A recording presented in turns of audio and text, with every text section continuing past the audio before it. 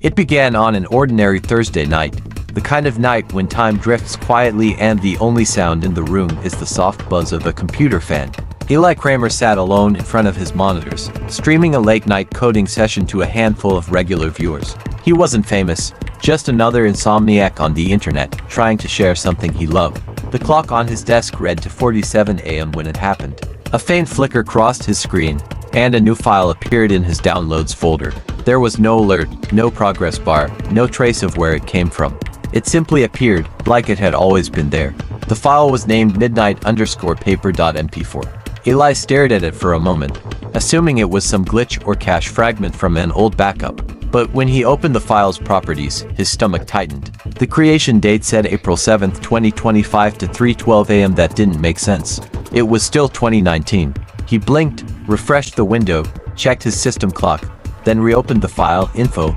The date never changed. He chuckled awkwardly, trying to shake the unease. Maybe his computer was sensing to some wrong server.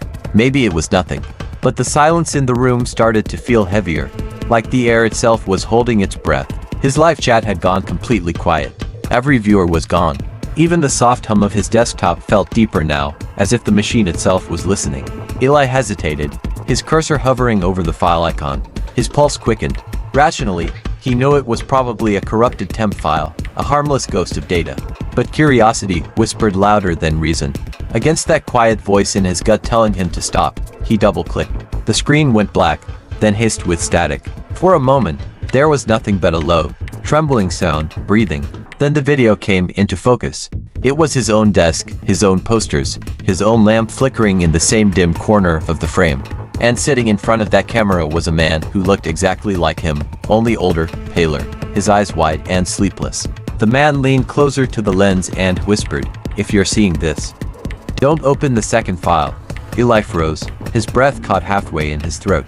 The older version of himself on the screen sat perfectly still, only the faint hum of the background filling the silence.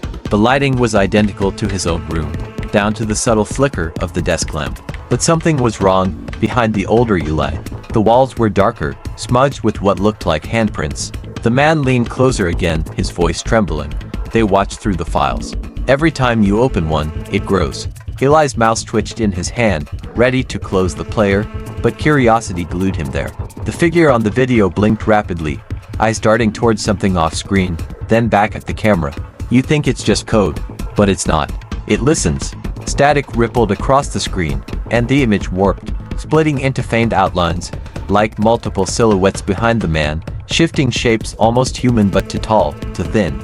Eli's speakers emitted a soft clicking noise, irregular at first, then rhythmic, like someone tapping on glass. The camera jolted, and the older Eli screamed, not in pain, but in warning. "Don't." The screen cut to black.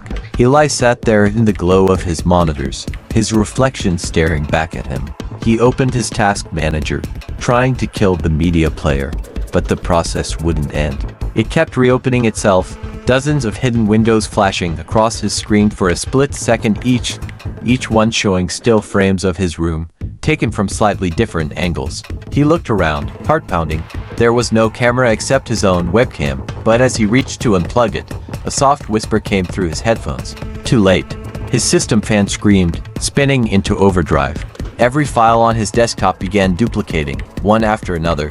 Thousands of copies named midnight_paper_2.mp4, _3.mp4, _4.mp4-endless. His live stream came back online on its own, broadcasting his terrified face to an empty audience. Then, from somewhere outside his window, came a faint echo, a metallic tapping, the same rhythm from the video. Tap, tap, tap. He turned toward the sound, trembling, and as he did, his monitor flickered again. The screen showed the live feed of his webcam. Except the reflection behind him was moving, even though he wasn't. Eli's heartbeat thundered in his ears as he stared at the frozen image on the screen. The reflection behind him, his mirror image, was smiling. Not a nervous or human smile, but something stretched, mechanical, as if his face had forgotten how to imitate emotion. The real Eli stood motionless in front of his desk, afraid to even breathe. Slowly, the reflection in the monitor tilted its head, studying him, moving seconds after he did. Eli blinked, testing it. His reflection didn't blink back. A cold wave crawled down his spine. The camera feed zoomed in by itself, the face on screen growing larger, pixels shuddering, distortion humming beneath the static. Then a faint glow appeared behind his reflection, the doorway, flickering like an image from another place. He leaned closer, and for a brief second, he saw something inside the reflection's room that didn't exist in his. A dark, open corridor lined with hundreds of monitors showing his own face from impossible angles. Each screen blinked in sync with his heartbeat. Eli stumbled backward, knocking over his chair, trying to break eye contact, but the reflection didn't move. It kept standing there, smiling in that empty room beyond the glass. Then, the whisper returned, softer now, right by his ear. "He's watching you, watch him." Eli spun around. Nothing.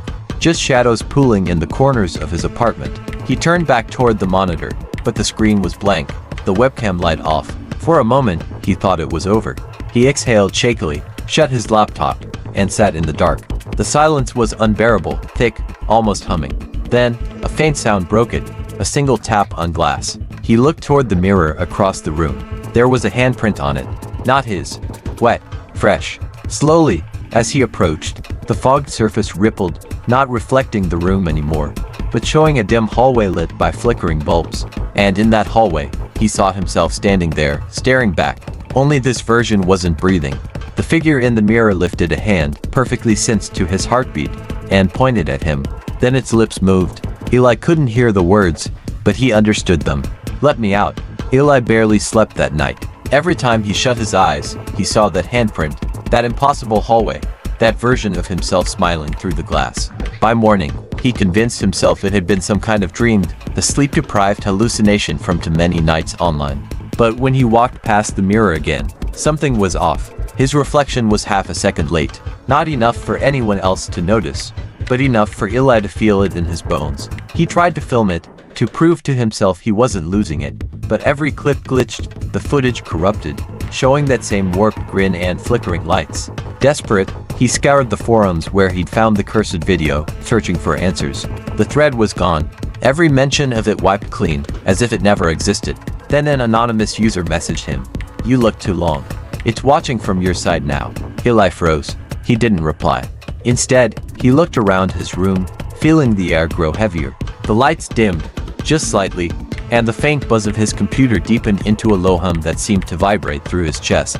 His own reflection on the black screen of his monitor was smiling again. This time, when he turned away, the smile remained, staring at his back from the glass. He grabbed a blanket, threw it over every reflective surface, the mirror, the monitor, even his phone screen. For a few hours, silence returned. But then came the knocking. Soft at first, like someone tapping from inside the walls. 3 knocks. Pause. 3 more. He pressed his ear against the plaster, nothing. When he pulled back, faint letters had appeared on the wall's surface, written in a dark, smeared film. "Look behind you." Eli spun around, heart racing. The blanket over the mirror had fallen. The glass was uncovered again. Inside, the hallway was back. Clearer this time. And at the far end, the other Eli was running toward him, each step shaking the reflection like water about to burst. Eli screamed and threw his phone at the mirror. The glass cracked, but didn't break.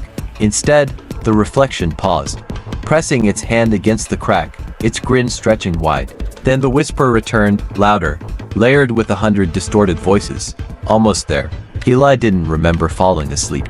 When he opened his eyes, the world was wrong, darker, grainier, like a dream rendered through an old VHS filter. The air buzzed with static. Every surface shimmered, reflections overlapping where they shouldn't exist. He stumbled toward his front door, but the knob wouldn't turn. His phone was dead, the screen showing only that faint mirror image again, the other Eli, standing perfectly still, waiting. The reflection smiled, then turned its head slightly, as if listening to something Eli couldn't hear. Then came the whisper, low and trembling. "You're not in your room anymore." The apartment around him flickered, walls breathing like lungs. In the mirror, the reflection began moving closer, but not toward the glass. It was walking forward, deeper into the hallway behind it, disappearing into darkness. Without thinking, Eli reached out and touched the cracked mirror. The glass felt warm. It pulsed under his hand like skin. And then, it pulled. His fingertips sank in, swallowed by the reflection's surface like ink in water. He screamed, trying to wrench free, but the mirror dragged him in with a sound like tearing fabric. Everything went black. When Eli opened his eyes again, he was standing in that endless corridor of monitors, each one playing moments of his own life, brushing his teeth, typing, sleeping, moments filmed from angles no camera should have seen. On the nearest screen, he saw his apartment, the real world, and in it, he was there, his body sitting motionless at the desk, eyes glassy, mouth curved into that impossible grin. The thing in the reflection had taken his place. Eli pounded on the glass of the monitor, screaming, but no sound came out. The reflection, the new Eli, turned toward the camera, placed a finger to its lips, and whispered. Then, it leaned close, almost filling the screen, and said in Eli's own voice, "You're next." The feed cut to static, the thread disappeared, and somewhere, deep in the archives of the internet, a new video appeared, labeled simply, mirror_test.mp4. Those who found it said it only played once, and after you watched, your reflection never blinked at the same time again. If you ever see a file named midnight_paper, don't open it. Like, comment, and subscribe before the next upload finds you.